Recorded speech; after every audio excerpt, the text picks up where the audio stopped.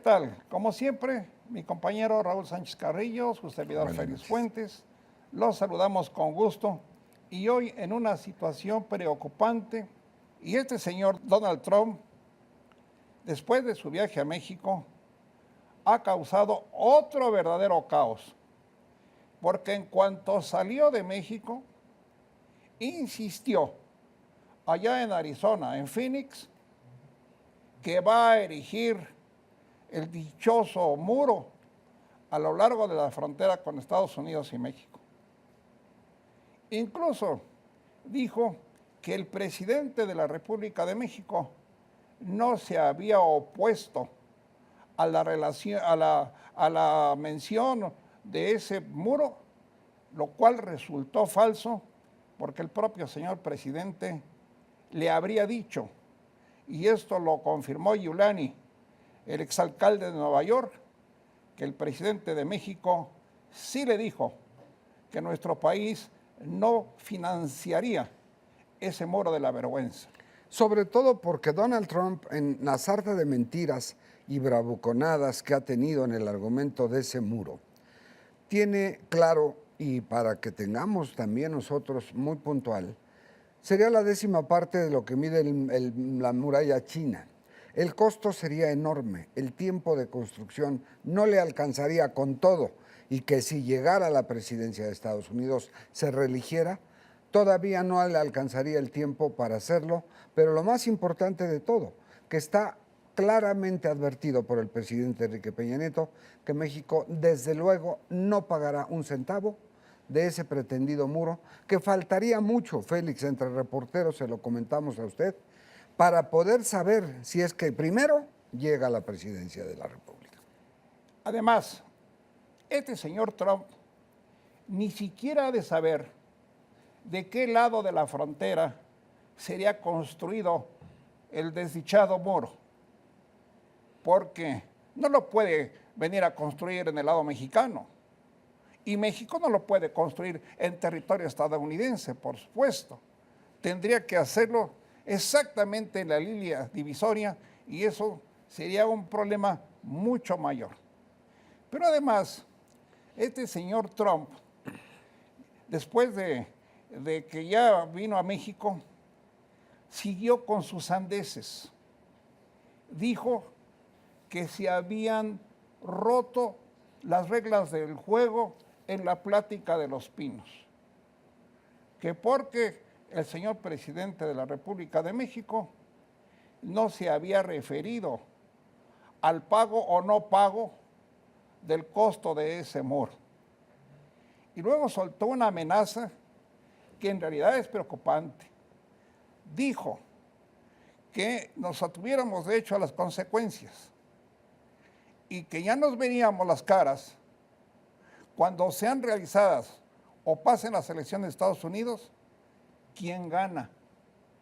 Bueno, ni los mexicanos, creo yo, ni los mexicanos, por supuesto, ni los estadounidenses, creo yo, estamos en condiciones de iniciar una guerra feroz como la que está proponiendo este individuo. E incluso dijo hace unas horas que quiere alistar a las tropas de Estados Unidos, a llevarles más jóvenes, a que sus filas estén constituidas por más jóvenes para esa supuesta guerra que piensa declarar los Estados Unidos. Esto realmente ya demuestra una insensatez, ya demuestra que el señor está positivamente mal de la cabeza, y yo no sé por qué vino a México y por qué le aguantamos y por qué nos hemos callado su serie de agravios y de insultos a los mexicanos, Raúl. Y otra consecuencia, Raúl, de este infausto viaje es que la señora Clinton canceló el suyo.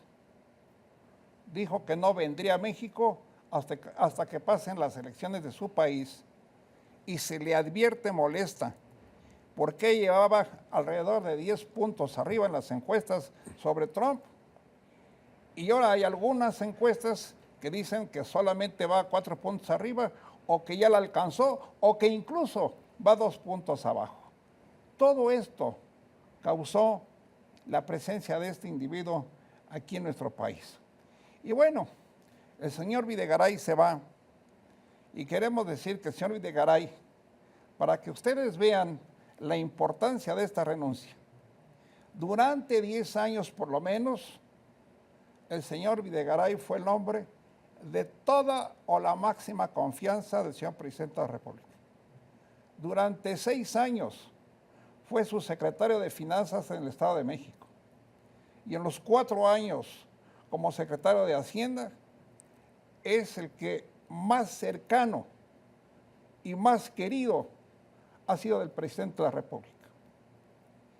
Y al lugar del señor Videgaray llega un señor que por tercera vez llega a la Secretaría de Hacienda como titular, sí, lo cual es inédito. Por primera vez. Inédito en la historia de México. Llega por tercera ocasión, primera vez.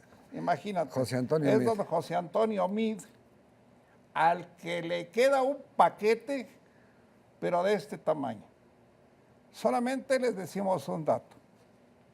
La deuda externa de México ya pasó de los 80,000 millones de dólares. Y por eso les decía al principio de este comentario, estamos en una situación verdaderamente preocupante. Y de acuerdo con las instrucciones que le dio el señor presidente al señor Meade, este tendrá que hacer milagros para lograr la estabilidad financiera y económica de México, pero sobre todo para detener el desmedido crecimiento de la deuda externa de nuestro país. De ahí que encendieran focos rojos y que el propio gobernador del Banco de México, Agustín Carstens, señalara que el nivel de deuda de nuestro país estaba llegando a un límite ya delicado. De ahí que se empezara a hablar lo que después el presidente, cuando toma la protesta tanto del nuevo secretario por tercera ocasión de Hacienda, José Antonio Meade Curibreña, y de Luis Miranda, que es una sorpresa, sí, que sale de la Secretaría de Gobierno y ahora es titular de Sedesol. Entra en lugar de José Antonio Meade. Del propio Meade, sí. Y que, claro, le da las instrucciones, como bien señalas, Félix, de un presupuesto y un paquete económico que habrá de presentar al Congreso para lo que tiene que ver con ingresos y egresos de México en el año 2017.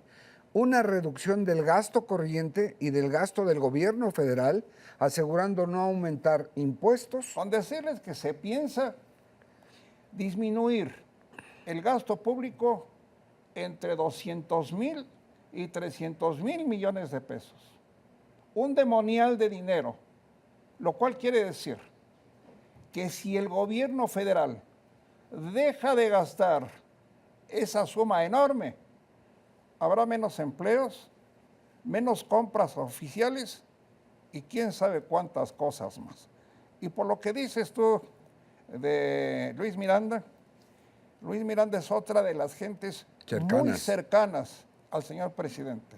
Tengo entendido incluso que Luis Miranda fue el primer jefe que tuvo el señor presidente de la República. Y que además representa una importante movilización de un funcionario como Luis Miranda a una titularidad de secretaría en momentos en que la coordinadora, que mucho acordó con él, la Coordinadora Nacional de Trabajadores de la Educación, el que si se iban ya del plantón, que han llevado 3 años y 4 meses desde que empezó, y que ya han vuelto a las clases en Oaxaca y gran parte de Chiapas, que no todas. Así es. Y bueno, ahora que se nos fue Juan Gabriel, todo México hizo crucecitas por su buen retiro, esperando que esté con Dios. Y nosotros vamos a hacerlas para que nos vaya bien financiera y económicamente, y ese señor Trump no le esté causando más problemas ni a su propio país ni a México. Y yo creo que en adelante el gobierno mexicano va a tener que manejar con extrema cautela el trato con este individuo. Porque si la señora Clinton habla pestes de él, pues nosotros, ¿por qué no tenemos que hacerlo? Y en honor a la memoria de quien bien señalaste, pero qué necesidad, ¿para qué tanto problema? Pero qué necesidad. Muy bien, pues como les decía, hagamos crucecitas para que nos vaya bien en adelante, y aquí estaremos comunicando con ustedes en la próxima. Muchas gracias. Nos vemos entre reporteros la semana entrante, Dios mediante. Gracias.